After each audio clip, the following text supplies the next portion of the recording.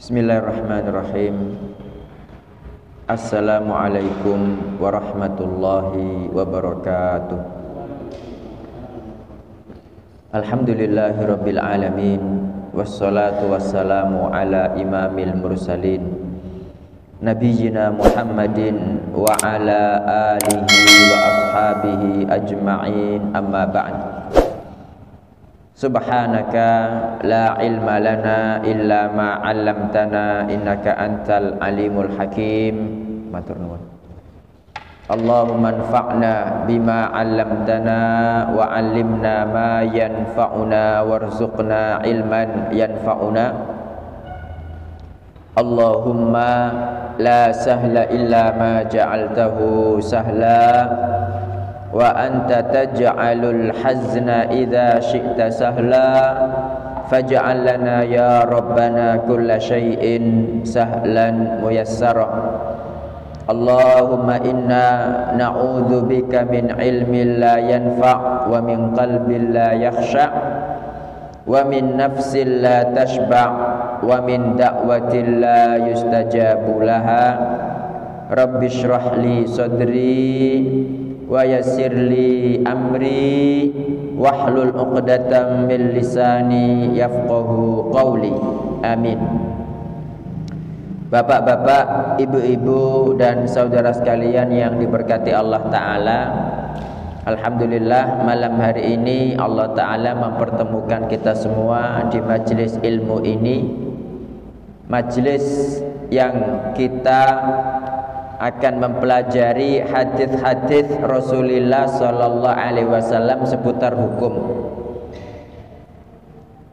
Jadi perlu kita ketahui bersama Bapak Ibu bahwa ketika kita mempelajari hadis Nabi sallallahu alaihi wasallam, ini adalah ilmu syar'i yang Nabi sallallahu alaihi wasallam mengatakan, man salaka tariqan, barang siapa melewati suatu jalan, yaltamisu fihi ilman, pada jalan itu dia mencari ilmu syar'i, sahhalallahu lahu bihi tariqan ilal jannah, niscaya Allah memudahkan baginya jalan menuju surga. Mudah-mudahan yang kita lakukan bersama ini Bapak Ibu dicatat Allah Ta'ala sebagai amal soleh yang memberatkan timbangan kita semua, dan kita bertawassul kepada Allah dengan amal soleh ini. Mudah-mudahan kelak kita semua dikumpulkan bersama-sama dalam surga Firdaus yang paling tinggi tanpa azab maupun hisab. Amin. Bapak Ibu sekalian yang dirahmati Allah Ta'ala, kita melanjutkan kitab solat, ya, bab solatul musafiri wal marid, tentang solatnya orang yang safar serta orang sakit. Terakhir kita membaca hadis Anas radhiyallahu anhu, dia berkata, kana Rasulullah sallallahu alaihi wasallam, adalah Rasulullah sallallahu alaihi wasallam, idza kharaja masirata thalathati amyal, jika keluar sejarak 3 mil, ya, sudah keluar sejauh 3 mil, au farasikha, atau 3 farsakh, shalla rak'ataini, beliau salat 2 rakaat. Yang dimaksud dengan 1 mil itu adalah 1,5 kilo.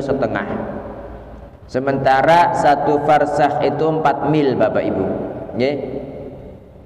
Jadi di sini yang dimaksud dengan ketika Nabi sallallahu alaihi wasallam sudah keluar sejauh 3 mil, dan 3 mil itu adalah 1,5 kilo kali 3. Nah, ini bukan berarti maknanya itu adalah jarak safar, mboten, ya. Jadi itu bukan jarak safar, tetapi beliau itu sudah memulai perjalanannya, perjalanannya. Jadi yang dimaksud dengan ketika keluar sejauh 3 mil, 3 mil tadi berapa? 4,5 kilo. Nah, itu baru beliau melakukan sholat 2 rakaat. Bukannya yang dimaksud dengan jarak safar itu 4,5 kilo, enggak, ya. Tetapi yang dimaksud dengan ketika keluar sudah sampai 3 mil itu maksudnya adalah awal mula perjalanan. Begitu Bapak Ibu nggih. Nah, jadi yang dimaksud itu misalkan kita tinggal di Medaeng sini. Nah, terus kita keluar, seret kita mau safar ya ke Juanda misalnya. Itu kita baru boleh sholat 2 rakaat ketika sudah sampai Waru misalnya. Ini dengan Waru berapa kilo? Oh, dekat sekali ya. Dalam 1 kilo cuma ya. Berarti kalau sudah sampai Juanda baru boleh ya, baru boleh. Nah, bukan berarti bahwa musafir itu dikatakan musafir ketika melakukan perjalanan 4,5 kilo, tidak gitu. Nah, ini yang kadang-kadang ada yang kurang tepat dalam memahami, sehingga ketika perjalanan 4,5 kilo sudah dikatakan musafir. Nah, ini kurang tepat ya. Ya, bukan kurang tepat, memang tidak tepat gitu. Karena ini adalah perawal perjalanan. Sekarang panjenengan mau safar nih dari sini. Sekarang sholat tidak boleh karena masih mukim ya, karena masih mukim. Jadi baru mulai boleh mengqashar sholat itu ketika sudah sampai mana? Pelabuhan misalnya, atau sampai Juanda begitu Bapak Ibu. Kalau tempat tinggalnya di sini. Nggih. Jadi jarak safar ya, jarak safar itu yang dikatakan mayoritas ulama itu adalah 4 burud ya, 4 burud jamak barid ya. 1 barid itu 4 farsakh ya.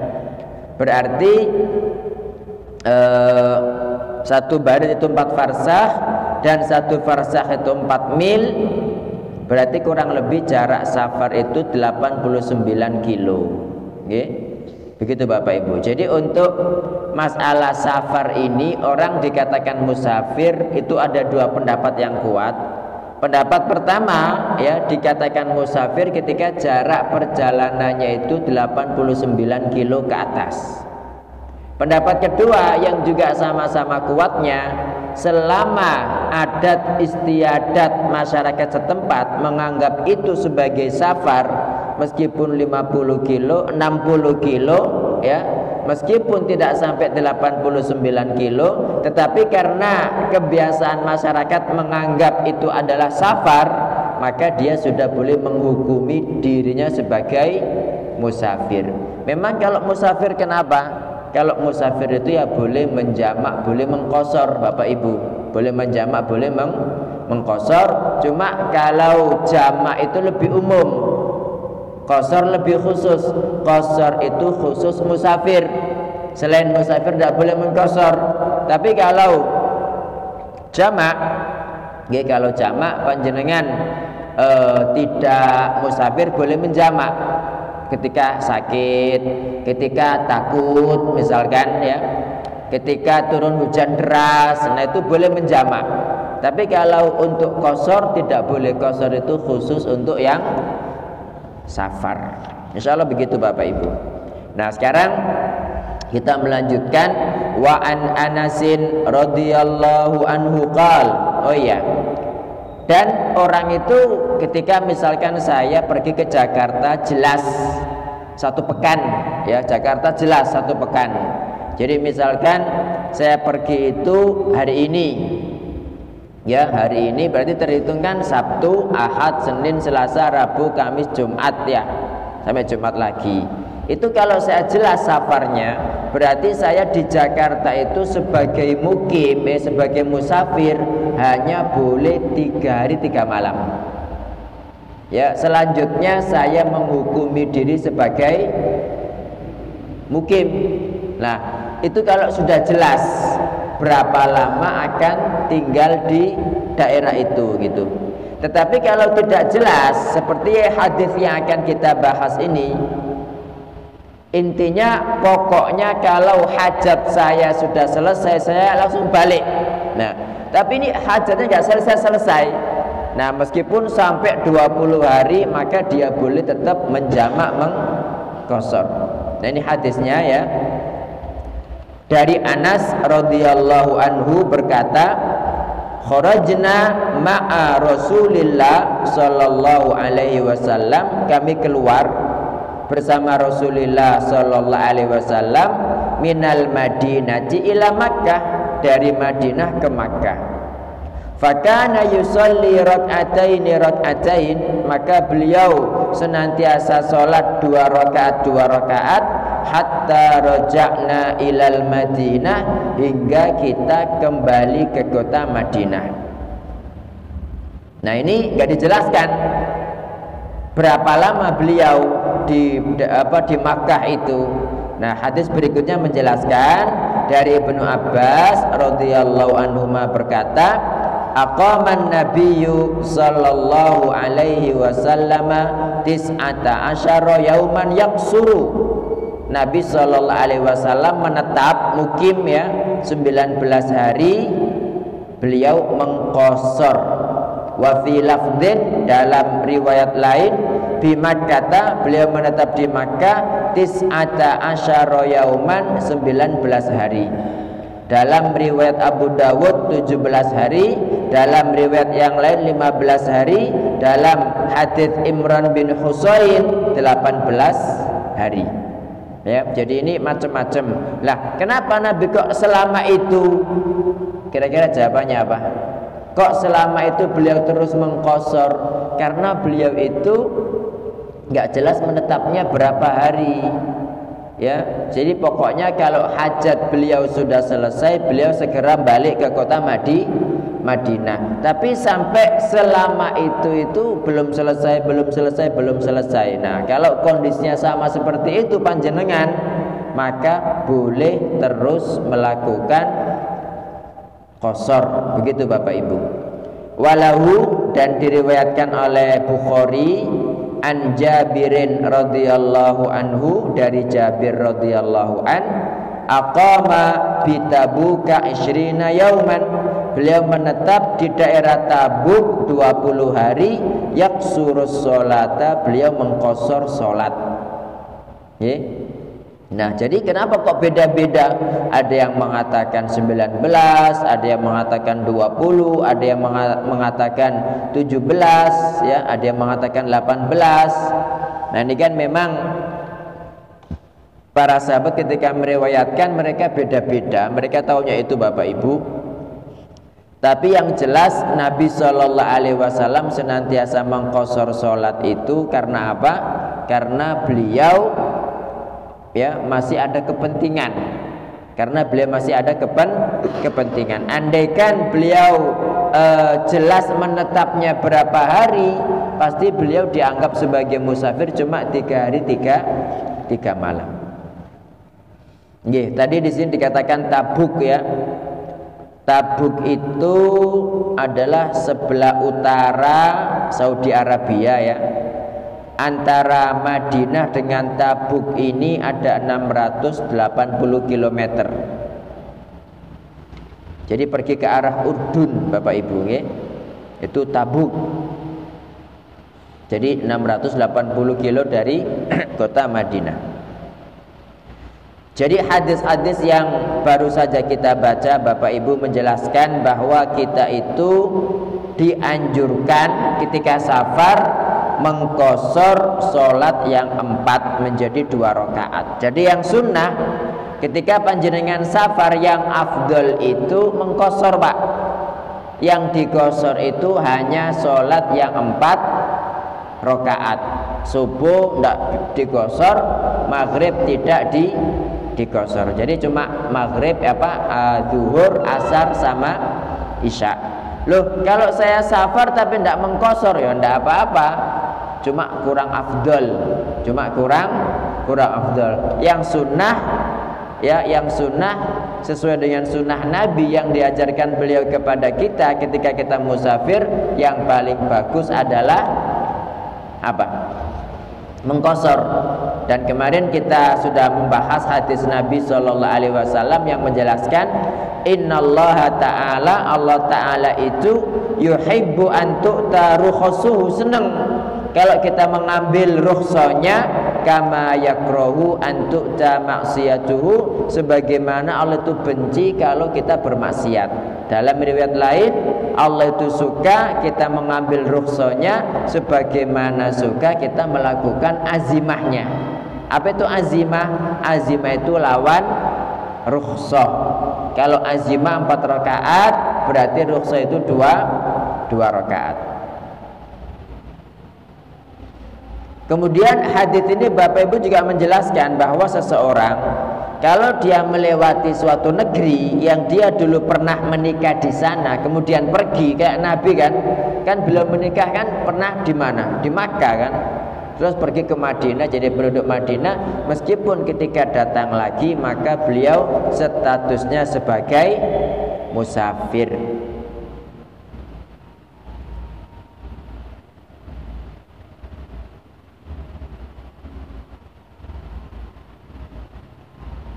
Iya, jadi dikatakan di sini al-qaulur rajih, pendapat yang rajih yang kuat, annal musafir, bahwa musafir itu yaksuru, mengqasar, wa yajma'u, dan menjamak, madama annahu lam yanwil iqamah, selama dia tidak berniat menetap. Walau tolat muddatuhu, meskipun masanya lama, ya karena ada hajat, dia nggak ada niat menetap gitu loh, dia tidak ada niat menetap. Tetapi kalau sudah ada niat menetap jelas 10 hari, nah berarti kita menganggap diri kita musafir berapa hari Bapak Ibu? Cuma 3 hari 3 malam. Ada mengatakan 4 hari 3 malam, ya begitulah. Tetapi yang jelas setelah itu, setelah 3 hari 3 malam ini, kita sebagai orang yang mukim Bapak Ibu, itu kalau kita jelas berapa lama kita menetapnya. Tapi kalau kita nggak ada tujuan menetap, ya maka seperti yang terjadi pada Nabi SAW, meskipun sampai 20 hari maka beliau terus mengqasar. Hadis berikutnya, wa an Anasin radhiyallahu anhu qal, dari Anas radhiyallahu anhu berkata, kana Rasulullah sallallahu alaihi wasallam, adalah Rasulullah sallallahu alaihi wasallam, idartahala fi safarihi, idartahala fi safarihi, ketika beliau irtahala, berangkat, fi safarihi, dalam safarnya, qabla an tazigha syamsu, sebelum matahari tergelincir.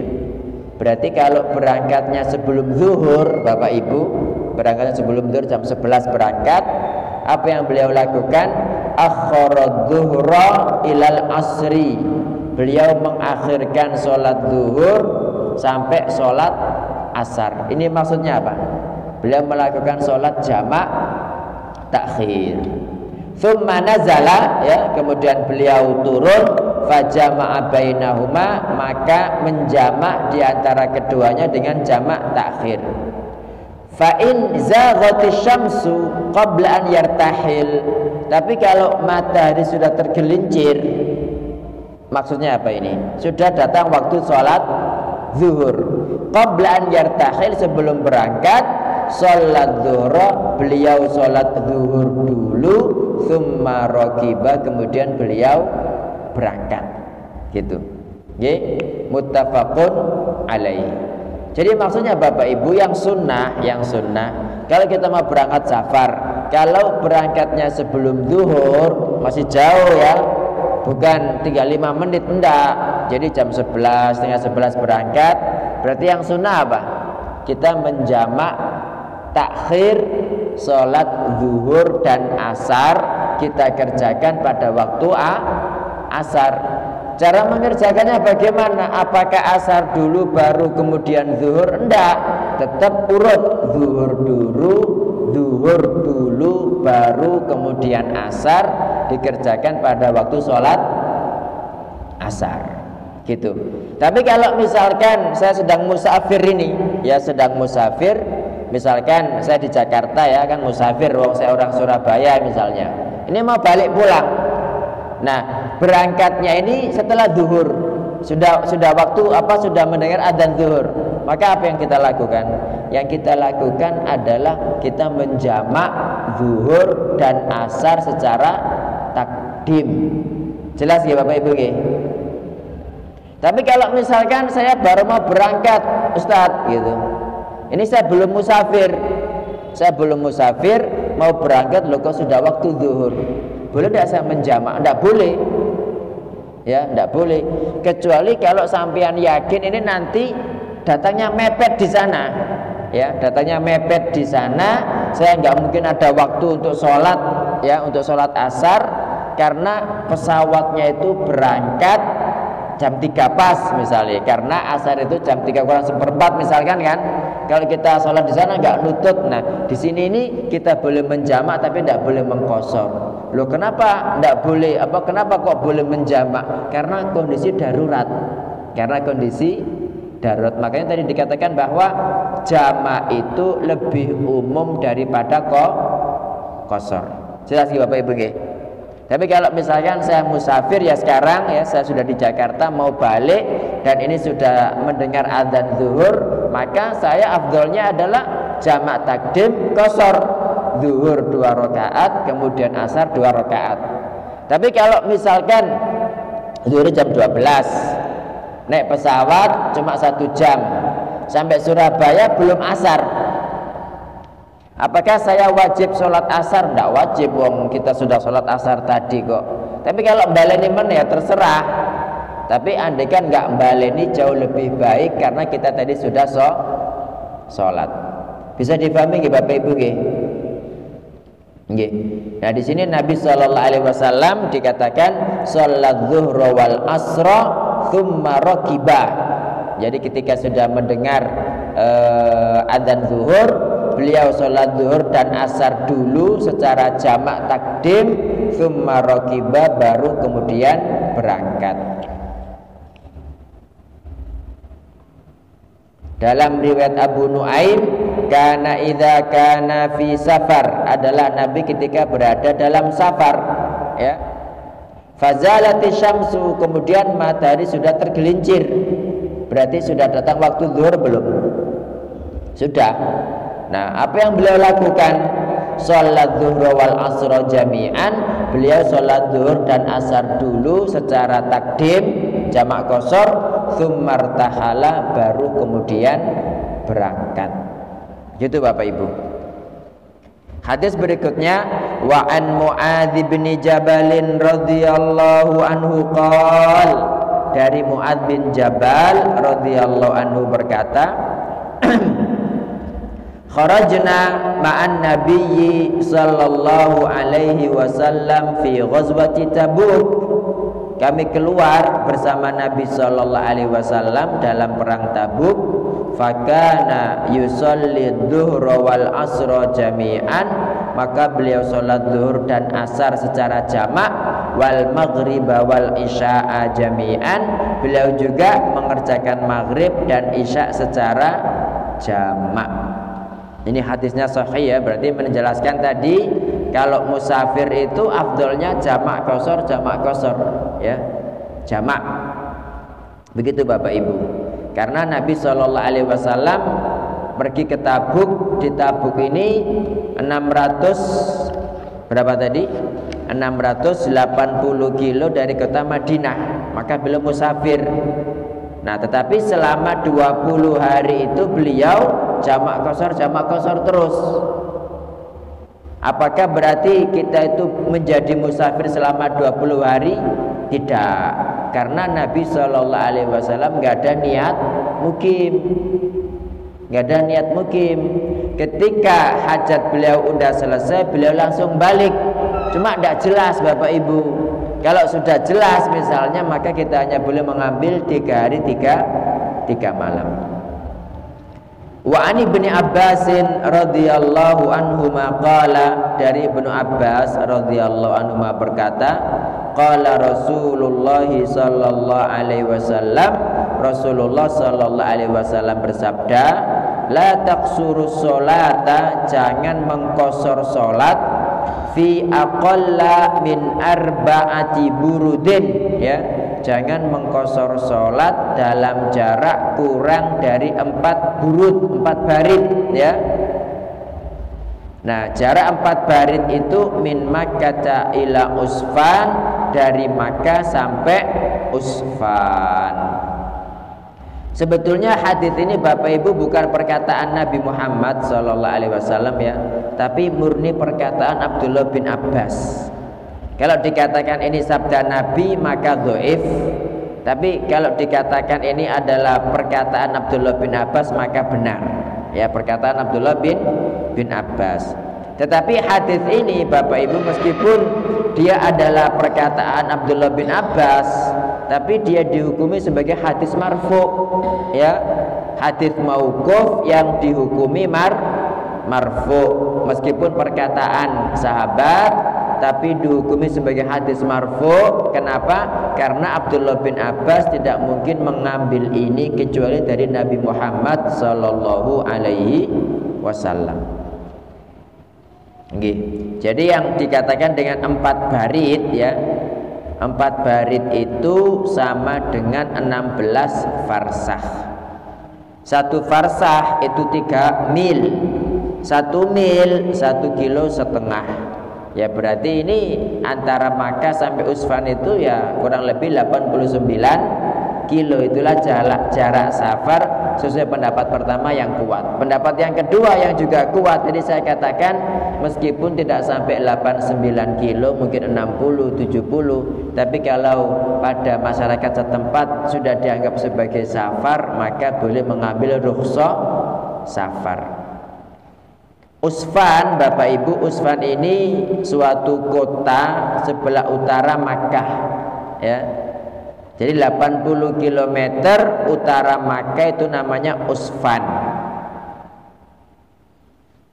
Jadi orang yang pulang pergi dari Makkah ke Madinah pasti melewati Usfan ini ya, pasti melewati yang namanya Usfan. Jadi panjenengan kalau dari Makkah ke Madinah, dari Madinah ke Makkah pasti melewati Usfan. Nah, Usfan ini 80 km utaranya Makkah.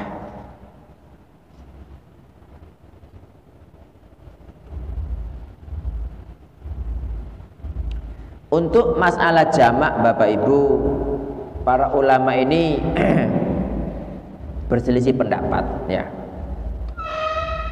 Jadi ada yang mengatakan, tapi intinya kita itu mengikuti dalil Bapak Ibu ya, mengikuti. Jadi pendapat pertama itu pendapat mayoritas ulama, ini pendapat yang benar ya, pendapat Imam Syafi'i sama Imam Ahmad, bahwa yang namanya jamak takdim maupun takhir antara zuhur dan asar, juga antara maghrib dan isya itu adalah boleh dilakukan ya, boleh dilakukan.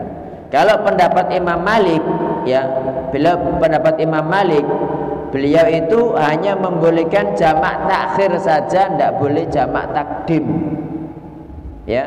Tapi apakah kita mengambil ini? Ya tidak. Wong Nabi SAW melakukan jamak takdim kok. Alasan Imam Malik karena waktunya belum datang gitu loh. Kalau kita melakukan sholat zuhur dan asar pada waktu zuhur itu tidak boleh, wong asar belum datang kok, gitu kan? Nah, tetapi ini pendapat Imam Malik, tetapi pendapat yang rajih sesuai dalil tidak menjadi masalah. Okay? Wong Nabi SAW melakukan. Sementara Abu Hanifah, ya Abu Hanifah itu beliau mengatakan jamak itu tidak boleh belas, ya jamak itu tidak boleh sama sekali. Loh itu loh para ulama, kenapa kok mereka berbeda-beda pendapat Bapak Ibu? Ya jawabannya pertama Bapak Ibu sekalian yang dirahmati Allah Ta'ala, ya sebesar apapun ulama itu kan tidak ada yang maksum kan. Yang maksum itu cuma Rasulullah Sallallahu Alaihi Wasallam. Itu yang pertama. Yang kedua ya, itu yang pertama. Jadi jangan dikira bahwa ketika dia itu ulama besar berarti semua ilmu dia kuasai, belum tentu gitu. Kecuali yang maksum hanyalah Rasulullah Sallallahu Alaihi Wasallam. Yang kedua, yang menjadikan mereka berbeda pendapat, mungkin ulama ini tahu hadisnya, mungkin ulama yang itu tidak tahu hadisnya, sehingga yang tahu hadisnya membolehkan, yang tidak tahu hadisnya nggak boleh, gitu loh Bapak Ibu. Okay? Atau kadang-kadang sama-sama tahu hadisnya, cuma yang ini menghukumi hadis ini dhaif, yang ini mengatakan hadis ini sahih. Ya contohnya kayak masalah kunut subuh saja. Bagi yang mengatakan hadisnya tidak sahih, maka dia tidak kunut. Tapi yang mengatakan hadisnya sahih, maka dia kunut. Ya sama seperti jamak takhir sama takdim ini. Ya kemungkinan Imam Malik tidak tahu hadisnya. Loh, masa imam besar kok tidak tahu hadis? Ya sampai ini gitu lagi. Jadi yang namanya yang maksum itu cuma Rasulullah Shallallahu Alaihi Wasallam. Sebesar apapun, sebanyak apapun ilmu seseorang, ya sebesar apapun ilmu seseorang, tidak ada yang maksum. Gitu Bapak Ibu. Jadi jamak takdim, jamak takhir itu sama-sama boleh dilakukan. Kemudian ada beberapa faedah di sini ya Bapak Ibu sekalian. Selain udzur safar, ya selain udzur safar yang kita boleh menjamak tanpa mengqasar adalah turunnya hujan. Jadi Imam Al-Bukhari itu meriwayatkan bahwa Nabi Shallallahu Alaihi Wasallam jama'a bainal maghribi wal isya, menjamak antara maghrib dan isya fi lailatin matirah, pada malam yang hujan deras. Ya pada malam yang hujan deras. Nah ini kalau kita belajar fikih Syafi'i dalam matan Abi Syuja, itu syarat kita boleh menjamak pas kondisi hujan itu kita ini sudah selesai dari sholat maghrib tapi hujan masih turun dengan deras. Nah maka imamnya langsung ngajak sholat isya jamak, tidak menjadi masalah. Kemudian udzur lainnya yang kita boleh menjamak itu Bapak Ibu adalah sakit. Imam Muslim meriwayatkan bahwa Nabi SAW jama'a baina dhuhri wal asri, beliau menjamak antara zuhur dan asar, wal maghribi wal isya, juga menjamak antara maghrib dan isya, min ghairi khaufin wala matorin wala safar, tanpa ada uzur takut, tanpa ada uzur hujan, tanpa ada uzur safar. Terus ngapain? Alasannya adalah karena sakit.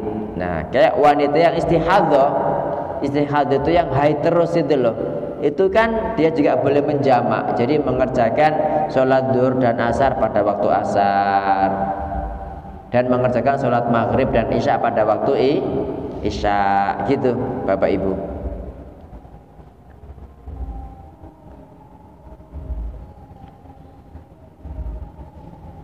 Nah, terus bagaimana dengan orang yang kerjanya di pelayaran, atau orang yang kerjanya itu kayak sopir bus ya, sopir bus yang tiap hari musafir terus. Nah, di sini ada dua pendapat Bapak Ibu.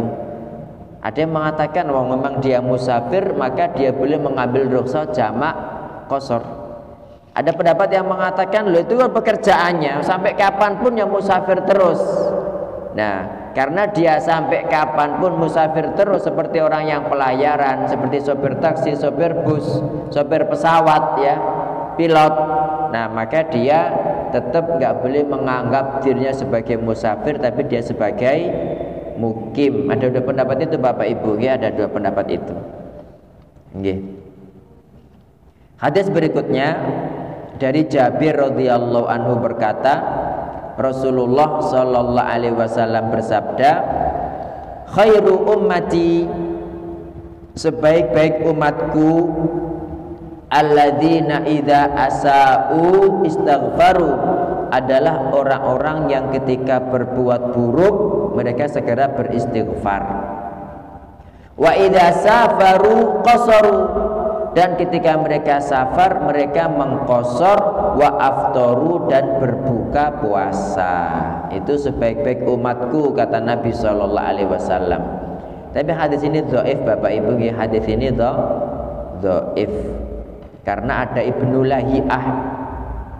Ibnu Lahi'ah ini seorang perawi yang dhaif.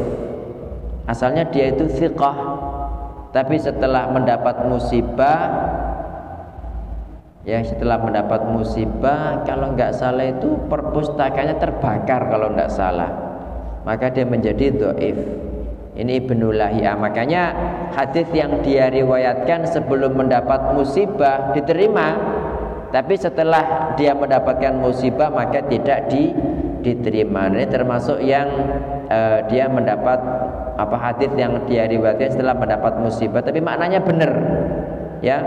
Karena orang itu setiap habis melakukan keburukan harus beristighfar kan memang. Kemudian ketika safar afdolnya mengqashar dan berbuka puasa. Karena Nabi Shallallahu Alaihi Wasallam mengatakan laisa minal birri as-siyamu fis safar. Ya, bukan termasuk kebajikan ketika seseorang tetap berpuasa padahal dia musafir. Ini kalau safarnya berat Bapak Ibu.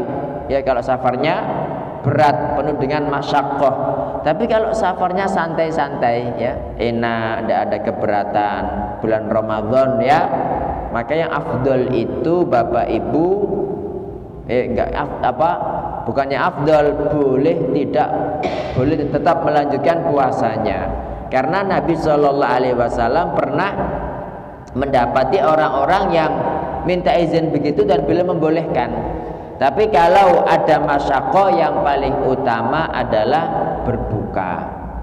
Nah, kenapa kita kok tetap berpuasa kalau kondisinya ringan padahal kita musafir?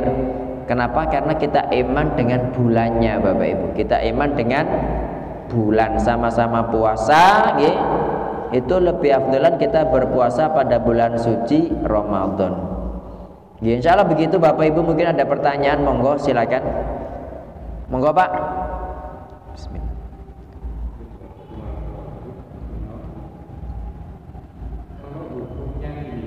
Kalau apa? Perjalanan dari arah balik, posisi di Zuhur, tapi dia arahnya ke subuh. Perjalanan panjang itu, taruhlah ke New York, ke Jakarta gitu. Itu kan naik pesawat. Nggih. Ya, sama seperti kita perjalanan dari sini ke Mekah kan 9 jam paling cepat. Berarti kan di atas pesawat terus. Ya, sholatnya tetap kita mengikuti daerah sholat yang kita itu di negara bawa kita. Itu ke depannya, ini ke belakang. Kita mengarah ke tujuan yang beda 1 hari. Kayak Amerika sama kita hari Senin, Amerika masih di Amerika Zuhur, kita menuju ke subuh, ke Isya dan balik gitu. Iya. Sholatnya gimana gitu? Iya, jadi pertanyaannya terima kasih. Jadi kita tuh pergi ke daerah yang kita lebih cepat waktunya, mereka belum, kan gitu kan? Nggih. Ya misalkan ya sama seperti Saudi juga kan, lebih cepat kita 4 jam kan? Lebih cepat kita 4 jam. Nah kalau New York lebih cepat kita berapa jam? 1 hari. Iya.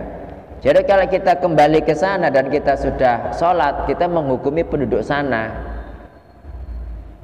Nah cuma caranya itu tetap karena kita musafir, kita melakukannya adalah tadi itu jamak qashar. Nah tadi kan saya katakan kalau misalkan kita dari Jakarta ke sini ya, kita di sana sudah sholat zuhur dan asar jamak takdim. Sampai Surabaya masih jam 2 misalnya, kan masih ada waktu asar. Kita kan tidak ada kewajiban sholat asar kan, karena kita tadi sudah sholat. Sama seperti itu. Kalau misalkan kita kembali ke sana, kok zuhur lagi atau subuh, kita nggak usah sholat gitu, karena sudah kemarin. Misalnya begitu Pak, wallahu a'lam. Nggih. Ada lagi yang ditanyakan Bapak Ibu?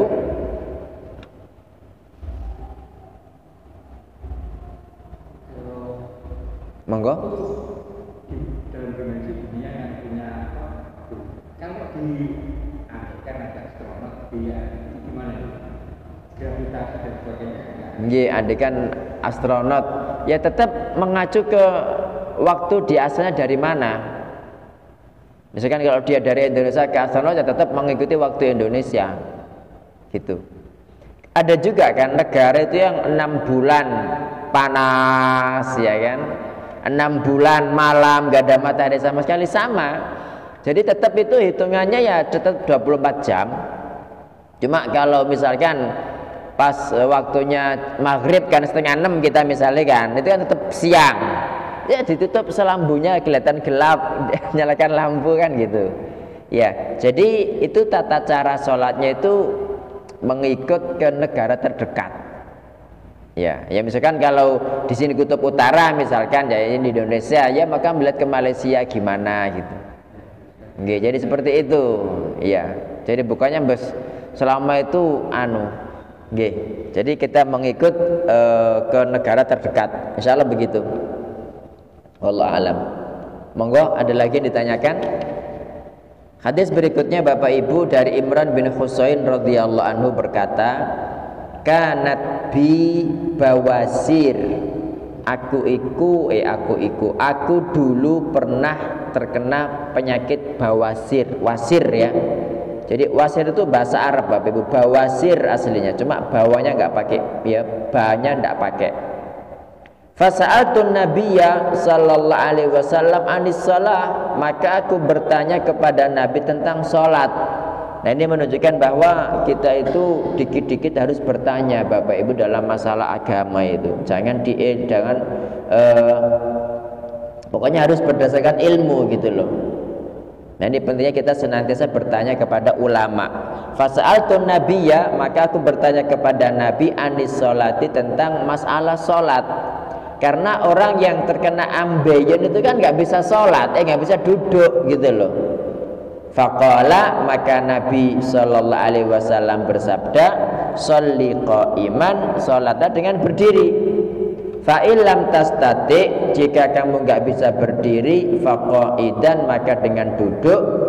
Fa illam tastati, jika kamu tidak bisa duduk, fa ala jambin, maka dengan berbaring di atas samping ya, berbaring di atas tubuh. Cuma samping ini yang dimaksudkan adalah yang lebih bagus itu Bapak Ibu samping kanan ya, jadi berbaring di atas samping kanan seperti jenazah begitu ketika dikuburkan ya kan, di atas samping kanan. Kalau memang tetap tidak bisa, maka telintang gitu. Insya Allah begitu. Okay. Jadi hadis ini menjelaskan tentang tata cara sholatnya orang sakit. Jadi kalau dia mampu berdiri, maka wajib berdiri Bapak Ibu, meskipun dengan mungkin bersandar pada tiang atau dengan pakai tongkat atau sambil agak miring dikit. Kalau memang mampu ketika sholat wajib, maka wajib berdiri. Jika dia tidak mampu, kesulitan sekali untuk berdiri maka dia boleh sholat dengan duduk ya, dengan duduk. Dan afdolnya ketika duduk itu dengan duduk bersila, selain duduk di antara dua sujud loh nggih, selain duduk di antara dua sujud. Kenapa? Karena nanti ada hadisnya bahwa Nabi itu sholat dengan bersila. Kalau memang dia tidak mampu duduk ya, maka dengan di atas sampingnya tadi itu.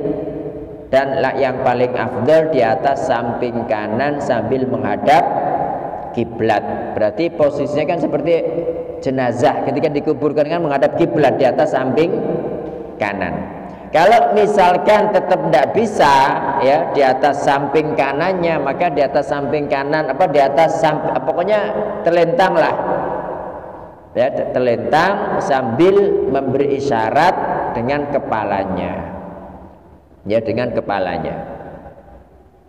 Nah, diusahakan untuk sujud ini lebih rendah daripada rukuk Bapak Ibu, ya, daripada rukuk. Karena memang Allah kan mengatakan la yukallifullahu nafsan illa wus'aha. Allah tidak membebani seseorang kecuali sesuai dengan kemampuannya. Nah, mampunya begitu kok. Dia loh bukan orang normal.